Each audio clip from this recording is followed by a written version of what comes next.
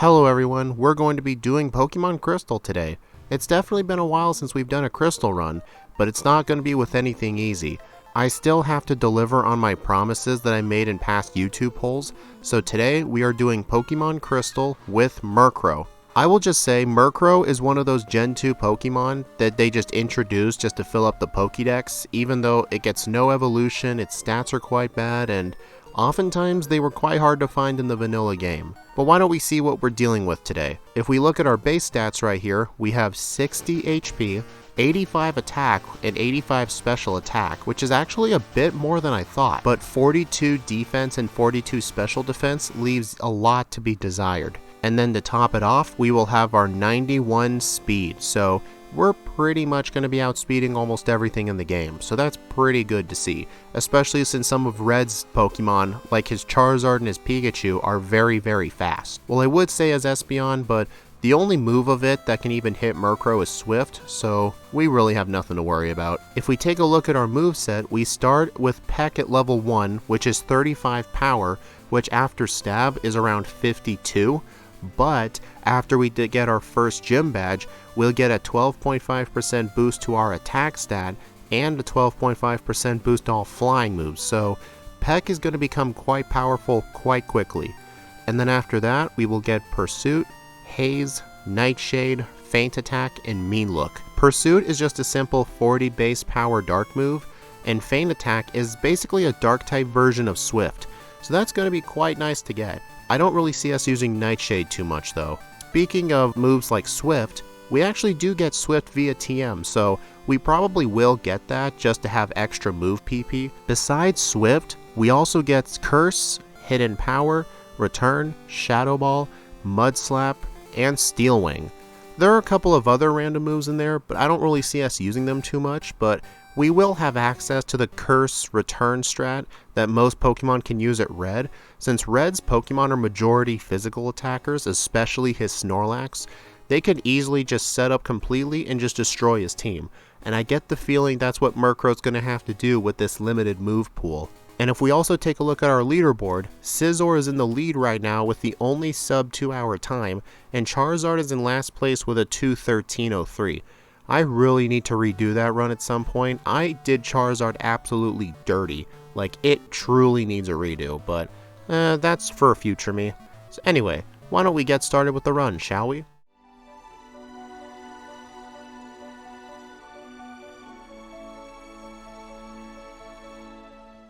For those of you who don't watch my Crystal Item Randomizer streams with Steve M Plays, this will be your first time seeing my new overlay. As you can see, when I pick up the Murkrow, the image fills in the top left. You can see it's holding a berry, and it starts off with the move Peck. All that stuff just fills in right away. And also, if you look in the bottom left corner, all of the 10s that are in green are the number of vitamins I can take in each stat. And if you see that other number next to the HP, 70, that is our friendship. The only reason I need to know what my friendship is because in order to get Return in Goldenrod City, in order for that woman to give it to you, you have to have a minimum friendship value of 140. So I will know by the time I get to Goldenrod, will I be able to pick it up right away? Or should I do some other things like fight some trainers, do Whitney's gym, or go get a haircut? In every run, we always replace the grass starter for consistency, so some Pokemon are going to have an easy time, some will have a hard time, some will really do not care either way, but Cyndaquil really does not provide much of a threat to Murkrow because a Stab Peck is quite powerful for this point in the game. I then name my rival Steve, after the guy I do those races with, Steve M Plays. Go check him out by the way if you haven't. And then as I head towards Violet City, I battle almost every wild Pokemon I come across, as well as pretty much every trainer I can, because Murkrow is going to have a very tough time in the late game, especially against Blue and Red and probably Lance. Also, if you notice there, I actually backtracked when I was about to go up to Violet City.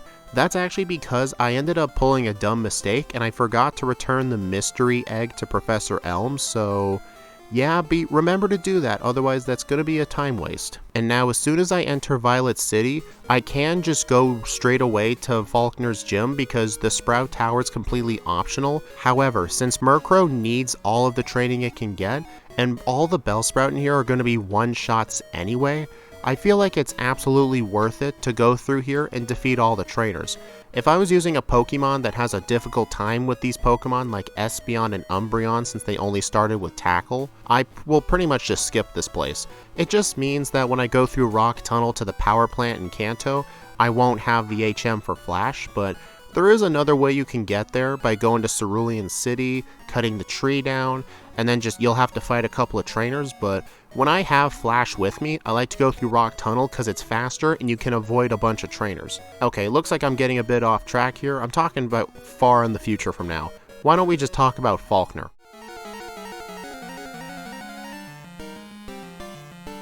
He starts off with his Pidgey and I start out with Murkrow. One peck takes it out, and then the Pidgeotto is a 2-hit with peck. It looked like at the start it was going to be a 3-hit, but it looked like the second peck got a really high roll, so that's pretty nice. And then right after Falkner, as you can see on my moveset on the left, I did teach it Mud Slap. I originally did this to help out with the Geodude in Union Cave, because if some of the spinners in there have Geodude and Peck is not going to do that much damage to him, but I completely forgot at the time I had Pursuit, which is a special move in this game, so that would have taken care of him just fine, but it doesn't matter, there's no harm teaching Mud Slap now. And also, as you can see there, I'm trying to catch a Cut user. I catch a Rattata for Cut, but something I didn't realize is that Rattata doesn't get the ability to learn Cut until Generation 3.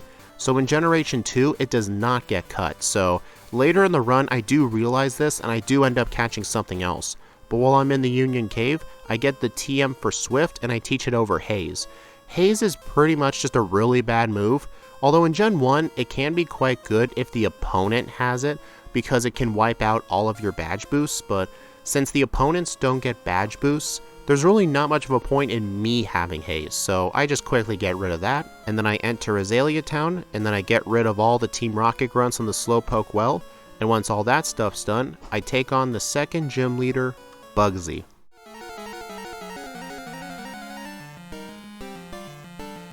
Another reason why flying types have a huge advantage in the early game is that Bugsy uses bug-type Pokemon. I don't know if you could tell that, but I thought I should make that clear. Everything on his team was at least a 1-hit, so the Metapod and the Kakuna were 1-hit, and the Scyther was a 2-hit. We'll finish this off and go take on Rival 2.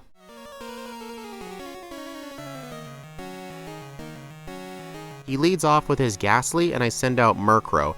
Normally I would have Mud Slap for this, but then I realized, hey, wait a minute, I actually have Pursuit, so I use that instead. And then on the Zubat, I use Peck, but then I got hit with Super Sonic and I hit myself in Confusion.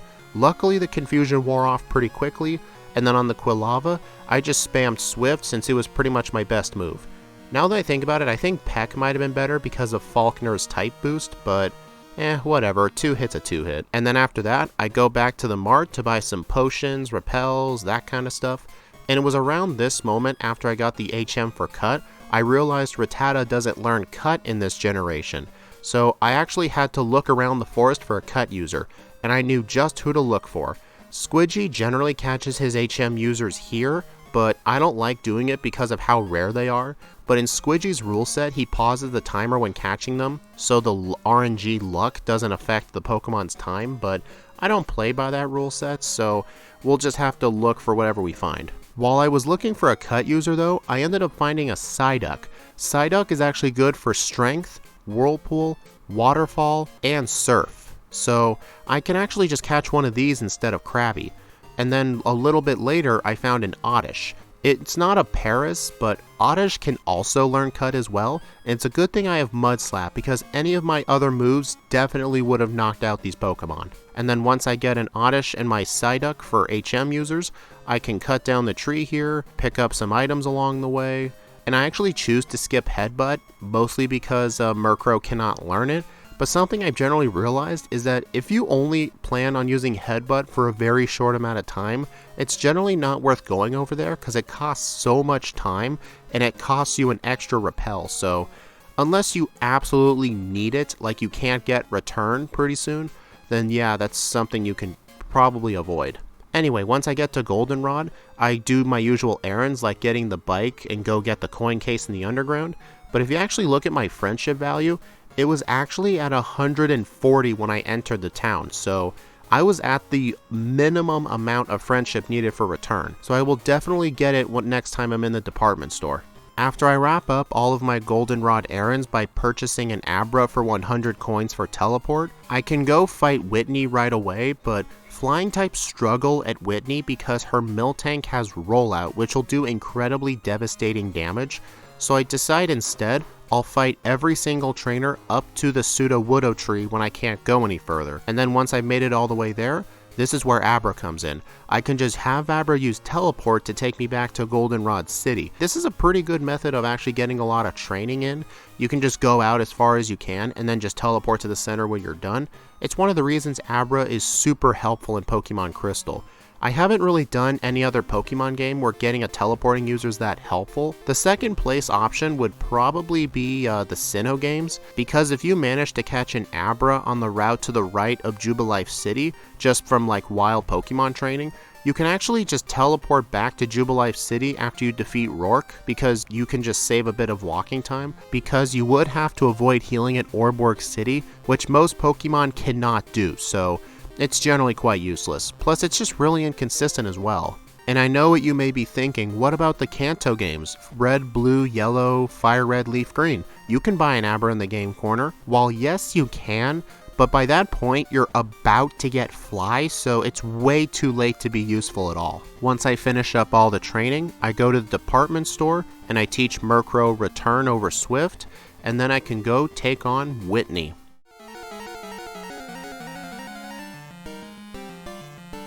She starts off with Clefairy and I send out Murkrow. I use one return to deal over half. Luckily it does not go for Metronome to be a pain in the ass, so I take it out. And then I have the opportunity to learn Nightshade and I just say no. And then on the Miltank, I use return to deal not that much damage, but I did use a couple of Mud Slaps on it to prevent it from chaining rollouts. And due to somehow a good amount of luck, I am able to live on 6 HP left and defeat the Miltank on the first try. Man, I definitely should have gotten a reset there, but oh well, moving on. I go all the way back up to the Pseudo-Woodoo tree, run away from it like a bitch, and then I head up to Ecruteak City. I have to do some errands here as well, but nowhere near as many as Goldenrod City. The one thing I always do here is heal at the Pokemon Center. Even though you have to talk to Bill and go through all this stupid dialogue, I'm going to be doing a lot of training before Morty, so it's going to be good to have that as my teleport war point.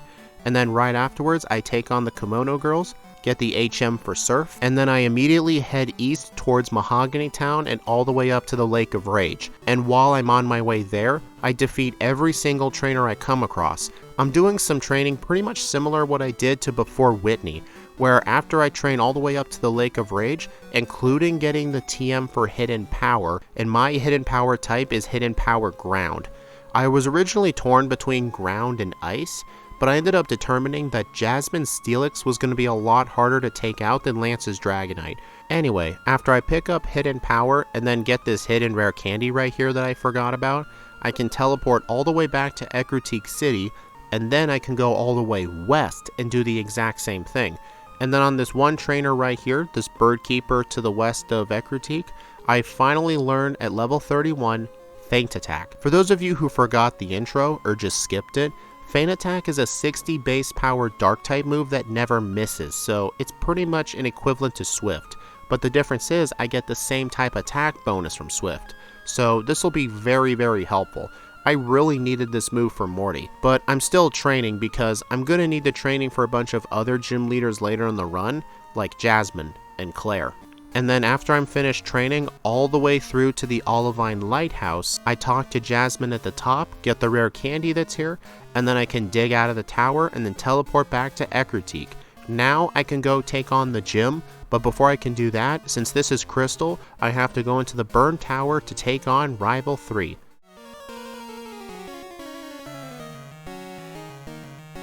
He starts off with Haunter and I send out Murkrow and it goes down to 1 Feint Attack.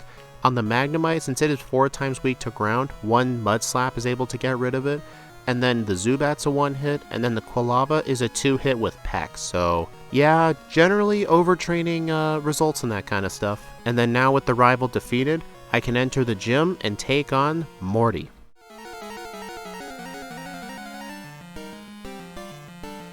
He starts out with Ghastly and I send out Murkrow. On turn 1 I misclicked and went for return, so now Murkrow has a curse put on it, but luckily All of his Pokemon, including the Gengar due to a critical hit, are all one hits with feint attacks. I never once took curse damage. And then immediately after the battle, I teach Shadow Ball over Mud Slap. This move is going to be very helpful for a powerful physical move, and then I also teach Hidden Power as well. Hidden Power also would have helped here since I went with Hidden Power Ground, but more than anything, I need Hidden Power on Jasmine. But I can't fight Jasmine yet because I need to give her the secret potion, and the secret potion is down in Cianwood City. So I surf all the way there, get the secret potion, and while I'm in town, just while I'm here, I go take on the fighting type gym leader, Chuck.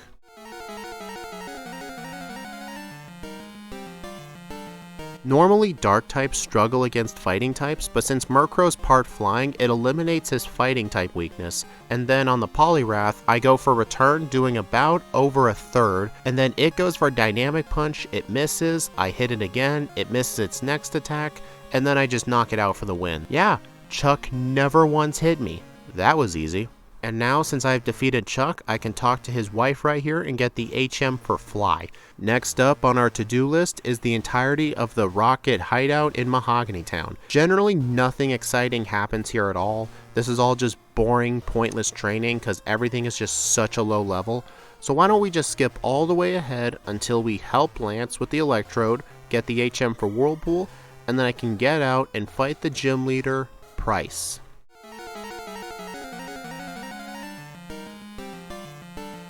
I send out Murkrow and he starts off with Seal, which goes down to one hit with return. And then the Dewgong goes down in 2 hits after dealing a massive Aurora Beam onto me. And then on the Piloswine, I go for return, dealing pretty much half. And then the Piloswine lands Blizzard and knocks me out in 1 hit. How is my first ever reset on one of the worst gym leaders in the entire game? On the next attempt, I actually critical hit the Dewgong, and since the Dewgong was unable to attack me, I can actually survive Piloswine's Blizzard. So, the main problem was definitely getting hit too many times, so that ice weakness definitely was a huge issue. And also, if you temporarily saw the Glacier badge in the top left of the screen and then it moved down, that was an error in my overlay code. I fixed it during the run, so it was only like that for about a second. And with 6 badges down, I go back to Olivine City, give Jasmine the secret potion, and then I can take her on.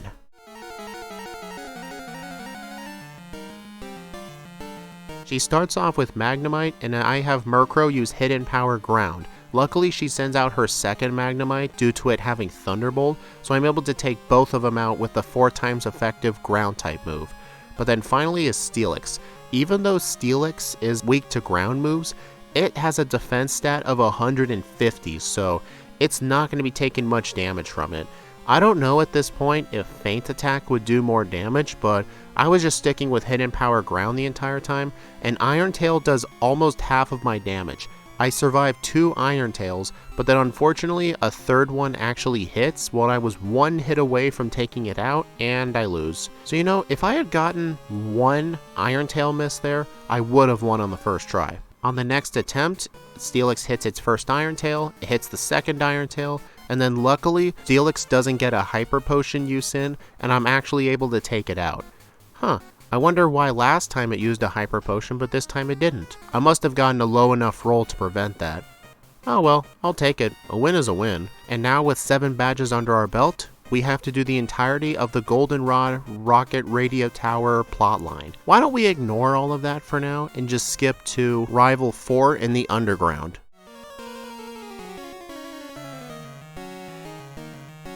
He starts off with Golbat and I send out Murkrow. I use a Feint Attack to deal over half, and then it uses Confuse Ray to confuse me, and then I unfortunately hit myself not once, not twice, but 3 times and I lose. But hey, at least it was a very quick knockout, but then on the next attempt I hit myself in Confusion, but luckily the Confusion wears off, and I can take it, the Magnemite, the Sneasel, and the Quilava out very quickly. But then his final Pokemon is Haunter. I use a return on it because I was spamming return on everything else, but luckily it doesn't get off a curse and just used Mean Look instead, so I'm actually able to quickly switch to Hidden Power and just quickly destroy him. Just ignore that earlier attempt. And then after I finish the underground section and I get the card key to go to the top floor of the radio tower, I go back into the Goldenrod department store, sell pretty much everything I can to get around 86,000 Pokédollars, and today's vitamin of the day is protein. I buy 4 of them because that's how many I can use, and since I still have money, I also buy 2 calcium. So technically it's 2 vitamins of the day, but we better not just get rid of tradition. I'm still sticking to vitamin of the day. I only just bought extra because I just had a lot of money. And at the very top floor, after I take out the final Rocket Executive and chase everyone out of the building, I can go all the way back to Mahogany Town, go through the Ice Path, get the TM for Rest because I'll need that for Red, and then I make it all the way to Blackthorn City, where I go straight into the gym to take on the final Johto leader, Claire.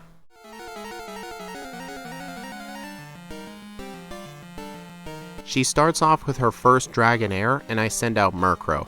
On turn 1 I use a return, and luckily it goes down in 1 hit. The pink bow might have affected the odds of that. I did pick up the pink bow back when I was in the radio tower after I cleared out Team Rocket. The second Dragonair goes down, and the third one as well. But finally is the Kingdra. 1 return luckily does over half damage, Surf does less than half, and then I can quickly take out Kingdra.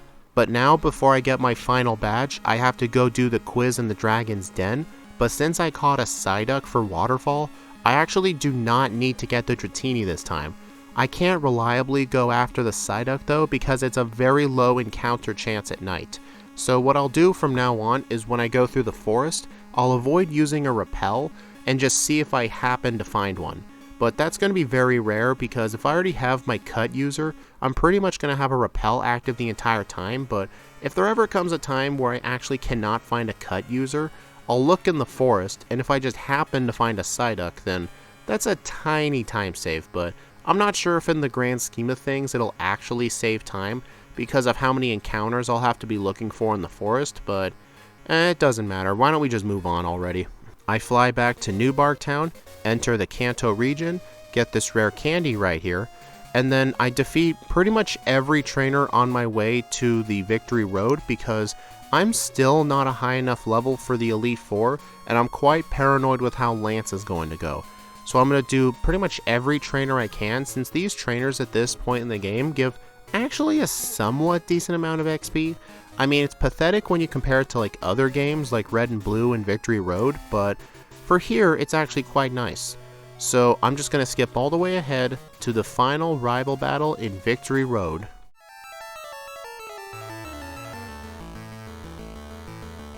He starts off with Sneasel and I send out Murkrow. You know, I actually just realized most of the rival battles he actually starts with different Pokemon. In Rival 2 he starts with Ghastly, Rival 3 starts with Haunter, Rival 4 starts with Golbat, and Rival 5 starts with Sneasel. I actually find that quite interesting. Anyway, on the Sneasel I one-hit it with Return, and then the Magneton's a one-hit with Hidden Power Ground, and then the Golbat is a one-hit with Return. The Typhlosion I used Return by mistake when I should have used Hidden Power, but then in return I get hit with a Smoke Screen, and then I miss not 1, but 2 returns and I quickly get knocked out. On the next attempt I go for Hidden Power Ground and it still leaves it in red health. It does a little bit more damage, but it looked like Murkrow needed to be level 55 to consistently one-shot the Typhlosion. But luckily it went for Flame Wheel instead of Smoke Screen, so I can take it out and the rest of his team with pretty much ease.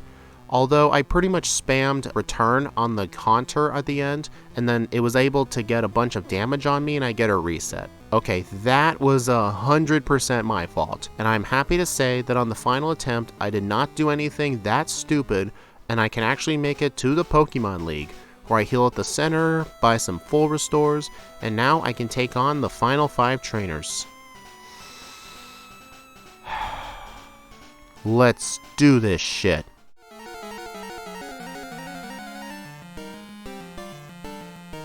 Will starts off with Xatu and I send out Murkrow. I turn 1, use Shadow Ball for the 1-hit.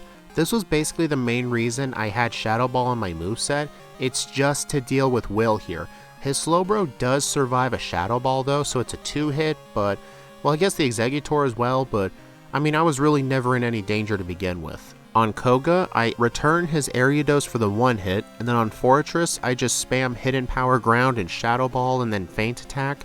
I was basically just trying to see what did the most damage, and they all look to be about the same. And then on his Muck, it does try to use Toxic on me, but luckily it missed.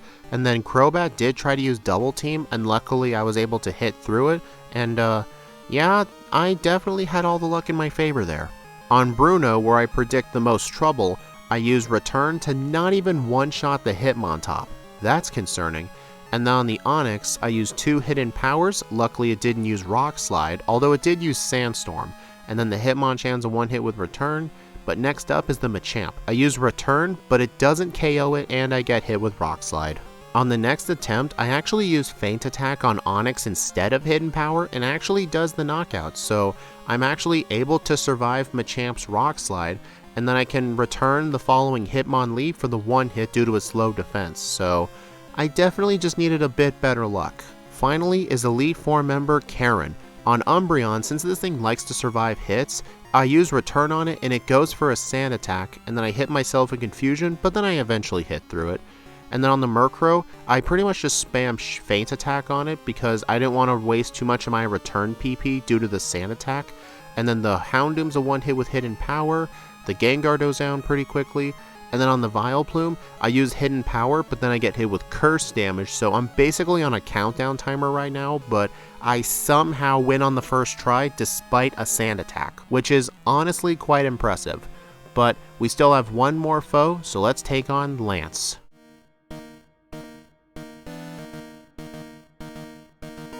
On his first Gyarados, I use a Return to deal about 2/3, and I can take it out after it sets up a Rain Dance. Next up is his Dragonite that knows Thunder. I use Return on it for about half, but then it hits me with Thunder Wave, and that ends the battle pretty quickly. Okay, I see the issue. I have a Paralysis Cure Berry for this, although I will lose the 10% Pink Bow boost to Return, so hopefully it won't be that useful. When I make it back to that Dragonite, I use Return to still deal around the same amount of damage. The Paralysis Cure Berry wipes my Thunder Wave, and I can take it out. However, the next Dragonite has Blizzard, but it still has Thunder Wave. And the AI most of the time likes to go for Thunder Wave first to prioritize speed control. So on this one, since I already used my Paralysis Cure Berry, I need the next Thunder Wave to miss. So will it miss? No, it does not, and then Blizzard quickly finishes me off. So it looks like I'm going to need a fight where one of 2 Thunder Waves miss. Okay, that's not too bad of odds, because the AI with status moves in Gen 2 has a built-in 25% chance to miss, so Thunder Wave is basically as accurate as Sleep Powder, but the AI is the one using the moves, so it may as well just have like 101% accuracy. But however, next up is his Aerodactyl. So I start off by using a Shadow Ball to deal over half, because Aerodactyl, believe it or not, despite being a rock type, actually has lower physical defense than special defense. And both my attack and special attack are roughly the same, so pretty much Shadow Ball was the best way to go. And then unfortunately the Aerodactyl hits a Rock Slide, I get it 69 HP, nice. And then on the Charizard, I use 1 Return to deal over half damage, and then its Flamethrower leaves me at 1 hit point left. And I was like, oh my god, I'm actually gonna win this. But guess what? Lance actually has a 3rd Dragonite. I mean, it doesn't have Thunder Wave, but it does have a move called Outrage, and I did get a critical hit on the Dragonite, but even the critical hit wasn't enough. This is a problem. At this point, I pretty much know what I have to do. I have to not only get 1 of 2 Thunder Waves to miss, but I also need a Rock Slide miss, which is a 10% chance, so let's just see if we even get that kind of luck. 12 resets into the run, I actually get Aerodactyl to miss Rock Slide, and I make it to Charizard on full health. I use 1 Return to deal over half, Flamethrower does less than half, it didn't burn, thank god, and now I can move on to Dragonite. So then I use 1 Return to deal less than half. Critical hit Hyper Beam. Oh my god. Oh god. I pretty much knew at this point that this was just going to be straight up impossible at this level, so I actually black out of the league and I deposit my HM users to go rebattle the league over and over again. But let me mention something funny. I wanted to save before Bruno because he's the only Elite Four member I can't really fight consistently. So when I lost to him, I thought I had saved, so I reset and I ended up all the way back at Lance. I was not willing to black out again, so I ended up pulling an emergency measure. I used all of my rare candies at this point to get all the way to level 62, and I was determined that this was going to be it. I am not leaving until I defeat Lance, damn it. Alright guys, good news. 18 resets in. I get a Rock Slide miss. I don't have the Paralysis Cure Berry, so I did get at least one Thunder Wave miss. And now I'm on Charizard at full HP. Flamethrower does less than half. I take it out. And then on the Dragonite, I use Return to deal over half. And I was really worried it would have gone for Hyper Beam because it probably would kill at this point. But luckily, I get a critical hit. It's down at red HP. And it goes for Outrage. It probably detected Hyper Beam wouldn't kill or a Hyper Beam miss. So I was lucky it didn't go for that, and I have finally defeated the Johto League. Man, that huge blackout, and then I just reset all the way back at Lance just to do all that training with rare candies.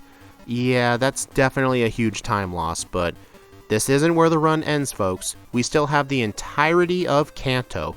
Honestly, I'm not really sure how much of Kanto you guys would want me to cover, so here's what I'm going to do. For this video, I'm going to cover the Kanto gym leaders and every little thing I do in Kanto, and then in the comments section, you can tell me if you like it when I do that. Would you rather me do it the way I'm doing in this video, or would you rather have me just skip all the way to Blue? Because Blue's pretty much the only hard trainer in the entirety of Kanto, so after the video, be sure to let me know in the comments which one you prefer. Anyway, after I get off the SS Aqua into Vermilion City, the first thing I do is I go straight up to Saffron City and then go through Lavender Town into Rock Tunnel. I'm going to be taking the Rock Tunnel route all the way up to the power plant since I have the HM for Flash, and the Abra I buy from the Game Corner can learn Flash, so I will pretty much just have an easy time going through there.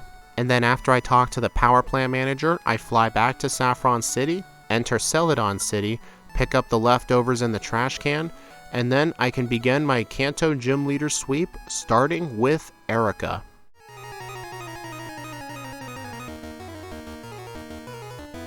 She starts off with Tangela, and it doesn't go down to one return. It's good 2-hit.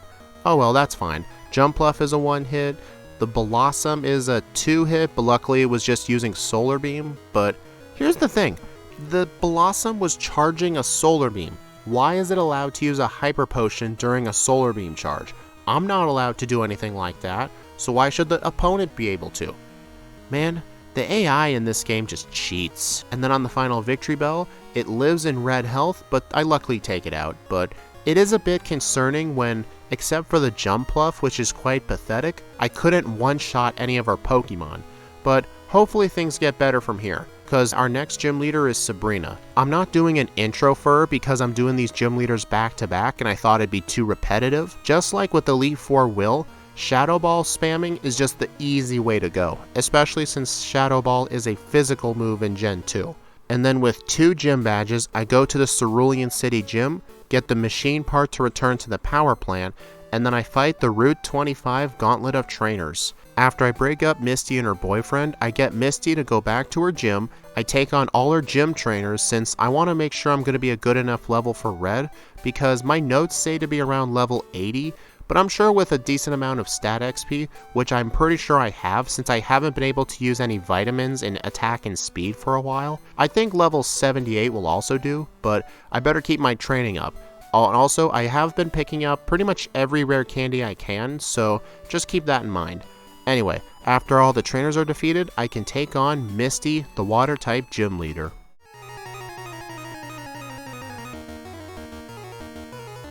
She starts off with Golduck, and I take it out with 1 hit of return. And then on the Lapras, it's also a 1-hit thanks to a critical hit.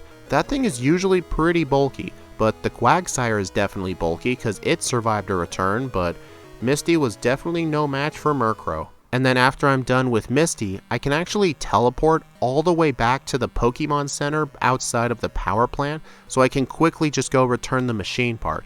Because in Generation 2, you cannot fly to the power plant or to the Pokemon Center in front of Rock Tunnel. you actually can fly there in Fire Red and Leaf Green, but you can't do it in Gens 1 or 2, so that's another reason Abra is very helpful. It saves you some time and you can skip a couple of trainers. And then with the machine part returned, I get the expansion card in the Lavender Town Radio Tower, and then I go down to Vermilion City, get the free rare candy from the Pokemon Fan Club, and then I can go take on Lieutenant Surge.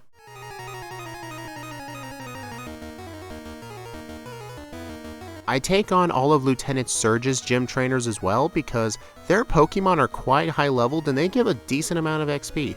But here's another thing, on Surge, if you have Hidden Power Ground, you can just flat out destroy everything because Surge's Pokemon do not have good defense stats and they're all weak to ground, and his Magneton is 4 times weak to the type, so it's very easy to deal with. I then use the Pokeflute to wake up the Snorlax, and I head all the way to Pewter City and take on Brock.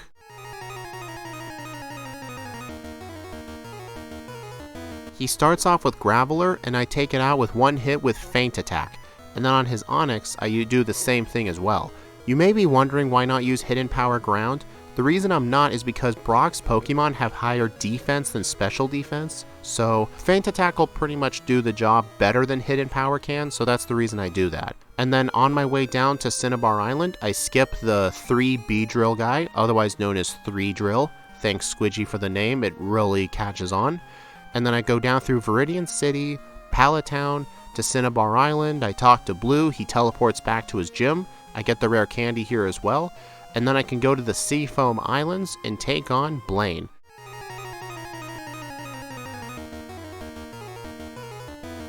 But here's the other thing, Hidden Power Ground makes Blaine also very easy, especially when you consider the fact his Magcargo is 4 times weak to it, but as you can see, I misclicked and I used Feint Attack on it by mistake, but it still did the one hit either way because Magcargo does not have good special defense, so that's the reason it was still able to one hit. And then when I was actually surfing to Fuchsia City, I forgot to use a repel and I encountered a level 37 Tentacruel. Man, that is quite rare, so I actually knock it out for 1083 XP, so that's a decent amount of XP, not gonna lie. And then in Janine's gym, I just go straight to her, and then her team is just a sweep with return. Like, Janine is never really hard, although I will say, one thing I like about the item randomizers Steve M plays and I do every week in Pokemon Crystal, you can pretty much go to Kanto just as soon as you get the key item needed, like the pass or the SS ticket, and then I can just go straight to Janine's gym, and pretty much at that point I'll be in the low 30s, so her gym trainers and then Janine herself, due to them being low leveled, are actually quite decent training. But anyway, that's all 7 Kanto gym leaders taken care of. We still have one more left, so let's go do the Kanto gym leader, Blue.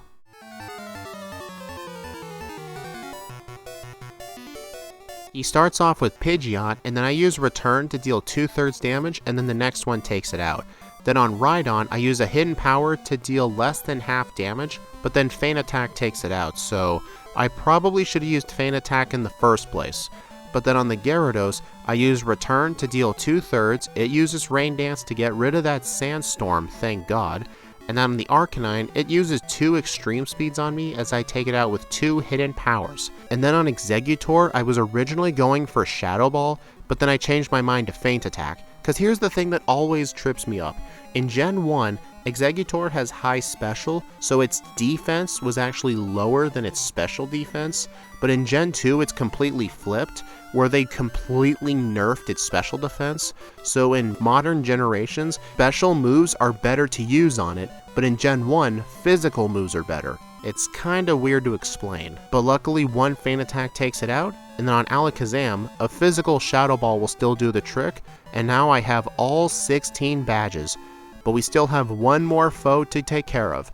I go to Pallet Town, talk to Professor Oak to get permission to go to Mount Silver, and then I enter the Pokemon Center outside of the Mount Silver Cave, and I go all the way east to get the rare candy here. I teleport back because I'm technically in Kanto, so I can't fly back, and then I head to Olivine City really quick. I teach my Abra Flash because I didn't do it in Rock Tunnel for some reason, and then I head all the way to the Whirl Islands to get an easy rare candy. I only just recently learned where it is, And if you have Flash, it's actually very easy to get. I wouldn't recommend going in here without Flash because there really isn't a consistent path you could do in here because there's a lot of ledges everywhere, so I would pretty much just avoid this place at all costs. And then I use all of my rare candies to get to level 75, and then I head back to Celadon City to get the TM for Curse since I forgot to get that when I was in town. And then I can go all the way back to Mount Silver with my final moveset of Return, Curse, Rest, and Sleep Talk, and then I can take on the final boss of Pokemon Crystal, Red.